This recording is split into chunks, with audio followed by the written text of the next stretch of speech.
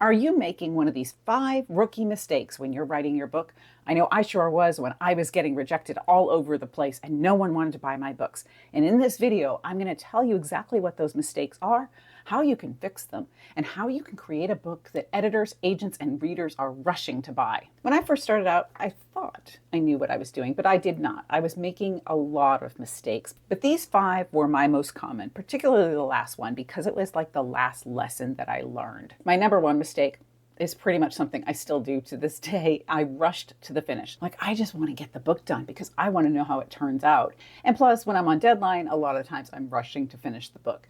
And when you rush, you miss a lot of the layers and a lot of the really important things. And sometimes you don't create unique situations for your characters. You write, frankly, the easiest thing that comes to mind. And if you write the easiest thing that comes to mind, it's probably not that compelling. I have another video that I did that's about something called Shirley's Rule of 6. It's up here. And that talks about how to come up with something that is unique. But to do that, it takes time. If you rush to the finish and you're like, I'm just going to finish this book and put it out by October, then you're probably not doing your best work. We all know that from school, right? When you rush to finish your essay at 3 a.m, it's not your best work. Taking your time to write the book, allowing the time for it to marinate in your mind, allowing time for the book to breathe on the page, allowing time for the revisions to take place, all of that is super crucial. I know you want to finish your book and get it out there. And the conventional wisdom about being an indie published author is write as many books as you can and get them all out there really fast so that readers can keep reading you. That, I'm telling you, will bite you in the butt if you do it because the books will not be your best work. Slowing down is how you build a career with consistently excellently written books. So take the time to learn your craft, to write a really compelling book, to layer the heck out of it, and to go back and do revisions and to work with a developmental editor who can help you make the best of the book that you have. Because I was rushing, I made mistake number 2 a whole lot, and that was having a predictable plot. It's super easy to write a predictable plot because you just write the first or second thing that comes to mind. But here's the thing. If you're writing the first or second thing that comes to your mind, chances are it's already come to the reader's mind. Think about when you sit there and you watch a movie or you read a book and you're like, oh, it's the brother that killed the guy, or that guy's going to turn out to be the father of the baby. Like you figured it out early on. You don't want your book to be one of those kinds of stories, which means you have to, just as I said earlier, dig a little deeper. You want your plot to be complicated and layered. I have a free download for you that's a complete plot workbook where you can fill in the answers and just figure out your plot from there. And it will make you dig a little bit deeper on your characters so that you can come up with a plot that the reader does not predict, so that you can write turning points and hooks that surprise the reader and keep them on the edge of their seat. No matter what genre you're writing, whether it's young adult, romance, science fiction, suspense, or thriller, or any of the genres out there, you don't want the reader to be able to predict what's happening next because there is no incentive for them to turn the page if they know exactly what's coming. So you want to make sure that you're coming up with something unique, and that free download will help you. The third rookie mistake that I was making that I talk about a lot in this video here was how I was pacing my novel. It was boring and plotting and just full of what's called backstory. Backstory is the history of the character. And a lot of new and rookie writers think, I've got to get this on the page so that my reader knows who this person is, so that they sympathize with them and they understand why they act the way they do. But you got to think about it like meeting a stranger. And if you meet a stranger in the line at the grocery store, you don't want to know their life story. You want to be intrigued enough to figure out their life story. So if they just drop a little nugget or two, you're going to follow them around and find out as much as you can. Whereas if they just stand there and blather on and on and on for 10 minutes, you don't care. Now, what I was doing was dropping in a whole bunch of my character's history in the beginning. And when you do that, it's called a backstory dump. What happens is the whole book slows down. Nothing's moving forward. Nothing's growing. Nothing's changing. There's no action. And when you have a lot of narrative like that, the whole plot comes to a grinding halt.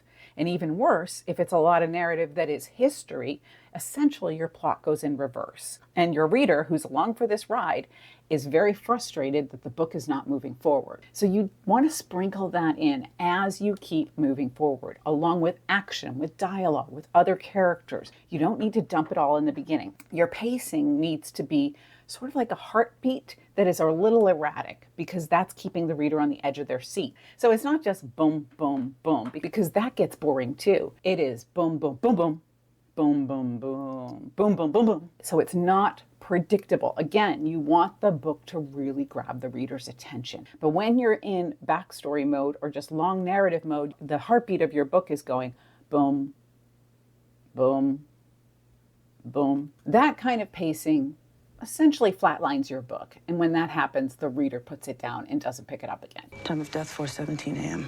The fourth rookie mistake is one I talk about a lot because it was one of the last keys that I learned before I finally sold my first book. I really liked my characters and I didn't want to make them suffer.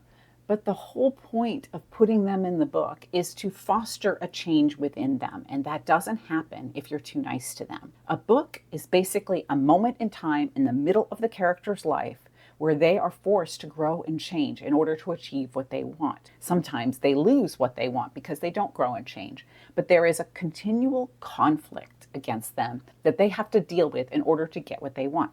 Conflict is what I see lacking in a lot of the books that I work on with authors, because I think we want our characters to succeed, so we don't want to give them a whole bunch of insurmountable challenges.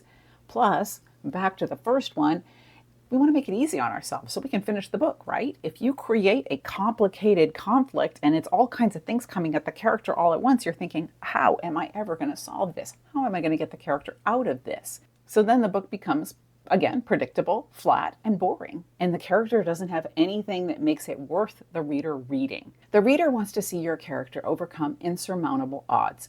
If you look at movies like Taken, and I know I've talked about that movie a lot on this channel, but it's a really great example of insurmountable odds because Liam Neeson does have a special set of skills, but his daughter is kidnapped. He has no real discernible clues. The guy that could give him clues is dead, and he doesn't speak the language where he's at, and they keep shifting where his daughter is. All kinds of things are coming at him that get in the way of him accomplishing his goal of finding his daughter. But when he does find her at the end, spoiler alert, it makes it so much more worth it. There's a bigger payoff for the viewer, and that's what you want for your book. You want a big payoff for the reader, which means creating a lot of conflict for your character. I have videos on conflict, so be sure to check those out. But let me just clarify real quickly. Conflict is not arguments. Conflict is the forces that are working against the character. Some of those are external, like dragons and mountains they have to climb, and some of those are internal, which is their own selves. And I'm going to talk about that a little bit more in a second. In real life, we have both conflicts going all the time, and so your book should too. If you think about it, just getting up to go to work on a Monday morning after a holiday weekend, you probably hit snooze a couple extra times. So that creates a conflict of time. You have a compressed time to get ready and get out the door. And if there's a whole lot of post-holiday traffic, that creates another conflict for you for getting to work. And if you're really nervous about talking to your boss about getting that pay raise, that's an internal conflict. We all deal with multiple conflicts throughout the day, whether it's resisting that piece of cake in the kitchen or just dealing with the issues that we all have. Those conflicts should be present in your characters too. Which brings me to the fifth rookie mistake, and the one I was making most often because I don't even think that I knew I was supposed to be doing it. You guys have been asking for it, and I finally created it, the Writing Compelling Romance Novels course. I'm a New York Times, USA Today, Publishers Weekly, and Amazon bestselling author of 85 books published in 24 countries. And I have written maybe 60-ish romances for HarperCollins, Hachette, Berkeley, a whole lot of publishers. And in this course, I teach you exactly what I learned that took me from rejected to sold. I'm going to talk about tropes, creating characters, building your plot, and then the most important part, how to weave all those plots together. Because there's a lot going on in your romance and you want it to be tight but compelling and emotional. It includes 12 videos that are not at all available on the channel. They will only be available in the course, and they are specific to writing a romance novel. And just for watching this video, add code YouTube to get an extra 10% off the price. When you start writing a book, you're really worried about the external plot. You're worried about what's the character going to go after? Why are they going to go after it? What obstacles are going to be in their way? Most of us start by focusing on that, and a lot of people stay focused on that.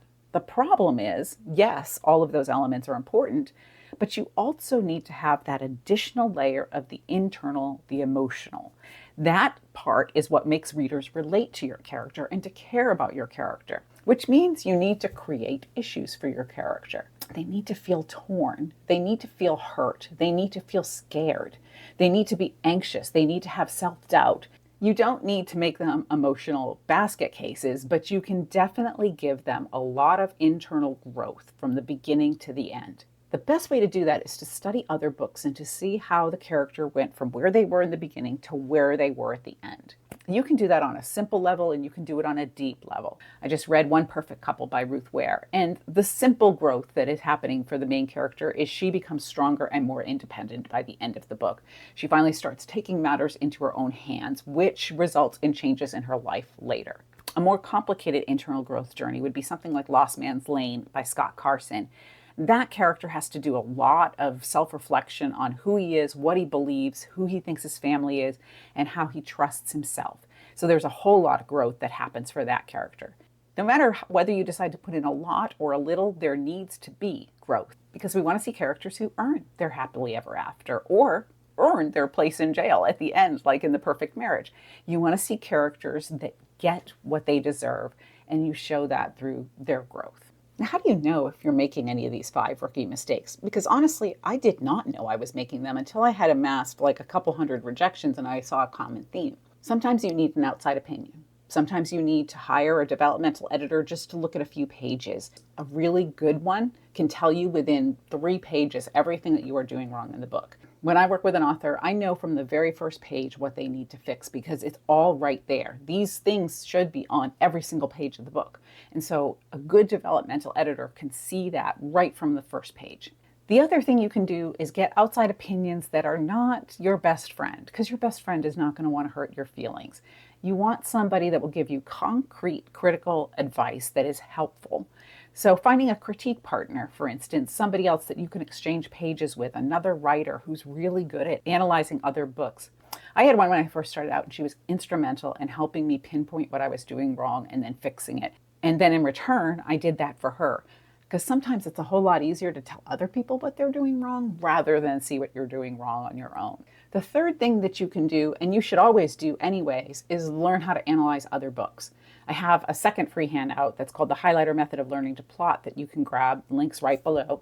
And that teaches you how to analyze other books, how to see the GPS essentially of how a book goes together. And if you do it to enough books, you will instantly be able to pick those things out. Then you can go back and apply it to your own book. And if you see that you're missing some of those elements or the GPS doesn't quite match with what successful books are doing, then you know what you need to work on. You can also practice with the TV shows you watch and the movies you watch and the books you read on picking out the internal journey, picking out the conflict, sitting back and analyzing, okay, how did that author or that director really surprised me with that plot twist? How did I know that this character was growing and changing? You got to learn to analyze so that you can go ahead and apply that to your own books. And you should take some time. I know, I want to finish my books too, but you should absolutely take time to hone your craft and write an excellent book. Just like a first impression is usually the only impression you get with a stranger, it's the same with a book. If you rush to put out a crappy book, readers will not buy you ever again because you have disappointed them on the first impression.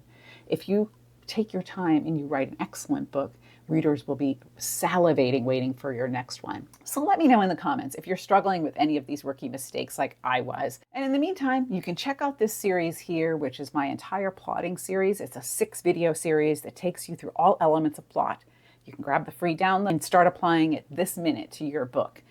Don't forget to subscribe and like and share because sharing is caring, and I will see you on the other side of the page.